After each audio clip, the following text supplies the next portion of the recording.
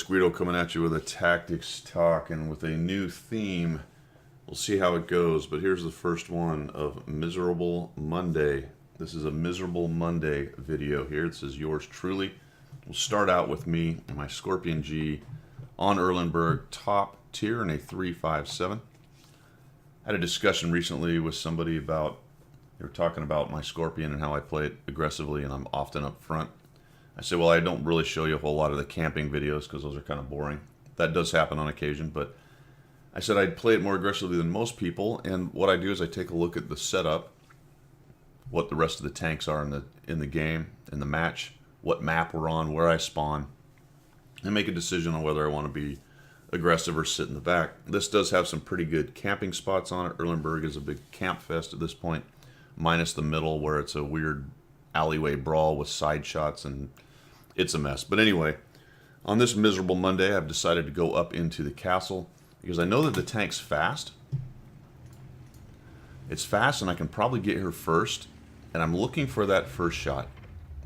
That's always what I'm looking for.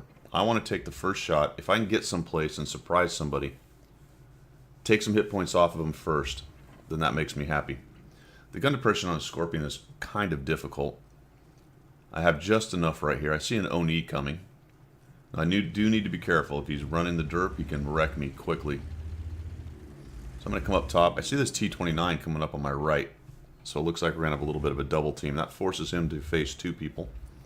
The T-29, Firefly, another heavy are in the middle. I see the Progetto, which is the other tier 8, is over on the right. And here he comes. Just carefully aim. And I'm going to put that shot there and back up. He doesn't have great gun depression. He also has to deal with those little turrets. He's going to come up and work over this T-29. And I'll just take those shots. Watch what he does to this poor guy. Yep. Someone hits him once. Looks like a pen. Takes him down. And now he's nice and slow. I'll just take one more shot on there.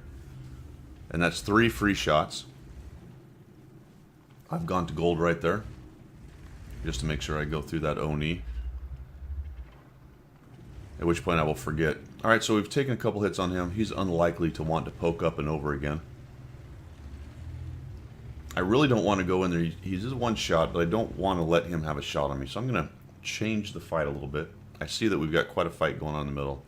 There are some side shot opportunities in here, so I'm going to come around and explore those. Can't really see those guys. Oh, wait a minute. What do we got? I missed initially. The Firefly is exposed, and then I figure it out. Put a shot into him. With gold, because the side of a Firefly probably requires gold. And now we have the T-34 getting in there. A shot onto him. That lets him know that I'm here. Now he's looking at me. No need to pop out till I'm reloaded. The Oni dies. A little bit of a mistake here. I didn't realize when he backed up, I saw him move back. I thought he was actually too far back to shoot me. I didn't realize his turret was still sticking around, so that was a mistake on my part. A shot I probably didn't need to take. So he's in there fighting the Su-100. I do want to cross this opener. I'd like to get in there and help these guys, but I do need to be cognizant of people around these buildings back here, or potentially even guys in these bushes if I get lit crossing. Look at the E-25 trying to direct traffic from his bush, you know. Hey, look, if you're going to sit in a bush, don't click on things. Just don't, man. So he's having a bit of a problem there. He's trying to get moved around. That T-34 is a little bit trapped. I'm just trying to find a shot on him here. I would like to move forward. The Alpine Tiger did some fighting and then stopped moving. And I looked at the replay. It's hard to tell. He might actually be trapped in there by some tanks. I didn't realize that during the game, or I may have been able to get in there and help him out. Or he went AFK. The point is, he doesn't move anymore. So we got a Scorpion. He's making a run in there. Kind of thinking about doing what I'm going to try to do here, which is get in and support the team a bit. He takes a hit. Now he's moving. Watch this shot. Alright guys, shots not taken, always miss. Our plan there was to shoot and keep moving. I was going to have to deal with him at some point anyway. But I'll take it. See, the Alpine Tiger's in there amongst some other dead tanks, so it's very likely, or very, not likely, but possible he was actually just trapped. T-34B is sitting there. The Hellcat's able to get a piece of him. And things are looking actually pretty good. I'm at 3,700. We're doing all right. Like I said, I didn't realize the Alpine Tiger was trapped, so I'm thinking he's actually helping me fight this AT-8. And he is by presence. I don't think the AT-8 really realizes what's going on here either. Plus, I've got the Hellcat down the road that's helping me out a little bit. I do have to be careful about backing up. I got that Su-100 sitting there. I don't want to drive out and let the AT-8 track me, because then it's over if that happens. He gets stunned, and I see him start to move, and as soon as he starts to move, I come in and shoot him. So he's going to have a hard time fighting two people at once, and that's the kind of thing you're looking for on a TD like that. If he starts to shift his hull away, and you're fast enough to get out and get that shot. Obviously, that works with any tank as far as thinking about getting out and shooting while they're not able to shoot you, i.e. their gun's not online. If you can get out, take them out before they can shoot, that's always a good thing. Saw the Su-100 over there, took him out. And things are actually looking pretty good here. Got this Progetto droning around, the T-34-3. We'll go ahead, get zoomed in on this guy. There we go, a track and a shot. That should take it. Oh man, fixes it really quick and off he goes. Cromwell's over there taking on those guys. I wish I had stayed in that little nook, because I'm going to have an opportunity on the Progetto right there. So that was a missed opportunity. And this little part of the fight, I get a little bit indecisive on what I want to do. And man, almost. And to be quite honest, a couple missed opportunities on the Progetto is going to be the difference in this game. Remember, I said it's miserable Monday. That probably means things aren't going to end up so well, or end out, however you want to look at it. It's a miserable Monday, so why should I be able to talk? I come into this little nook. I know there's bushes here. The problem with this thing is this rubble pile right here, which makes it difficult to move. And that's unfamiliarity with the map. Let's take a real quick look. If you look on the other side, there's another similar spot, but it's got a wider opening. It's hard to see right there in the top left. You can actually maneuver a little better, but in that spot, that spot's more exposed to this ridge line, which is what I was really worried about. But it's easier to maneuver in. Here comes the T-25. He's going that way. I'll just lead. I know he's going there. I'll drop him.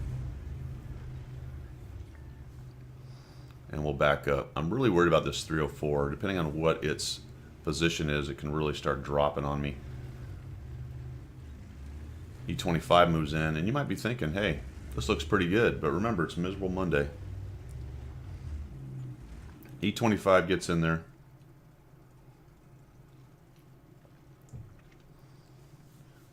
Now, this is the problem with this map and why it's so cancerous. That big tree line back there, getting on the cap, that tree line, the guys in the cap are sort of protected because it's all in trees. The guys in the tree line are protected because there's a bunch of trees. It's just a miserable way and a miserable place to have a cap,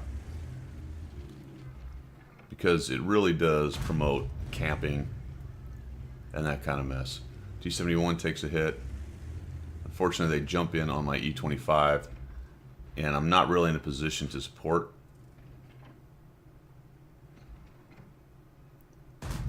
Take out the T-71. I can't get to the Fury, and unfortunately the E-75 dies. So what we have now is a near-dead Panther, me, the Hellcat way in the back for some reason, and the Alpine Tiger that's trapped. So while it looks pretty good, we're not in super great shape. And sitting there as long as I did was probably a big difference in winning this game. The missed shots on the Progetto and my indecision in the middle. I did get a shot or two in there. I also missed that guy was right there.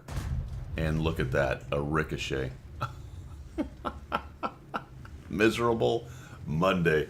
Now, in all fairness, RNG owed me probably more than one of those kind of things based on some of those shots I've had on this play or on this replay. And another bad decision. I really thought the Alpine Tiger would get moving. What I thought during the game is he was actually looking through a hole over there trying to support. I also should have tried to cover up here, because standing in on these guys was just dumb. I got one shot, but I'm going to end up dying here. Plus, there's the 304 involved. So I was in trouble anyway. Really, the mid-game play is where this thing fell down. Sitting around in that middle a little too long, not getting up close enough to support that E75, maybe a little bit better right there. And a couple missed opportunities, plus the unlucky bounce on the Progetto to get rid of that guy, all end up to being a 6,600 damage game loss. You know, we were getting down to low time. We were on the attack, so we had to get in there. Really, at the point in which I pushed in there, we had to find them and kill them, which is what I was thinking, but I knew the odds of that were low based on the firepower that they had left. And I knew that Progetto was going to be up on that hill and able to just pretty much take out or at least hit anyone trying to get on the cap. So there you go, fellas. Miserable Monday. We will see it.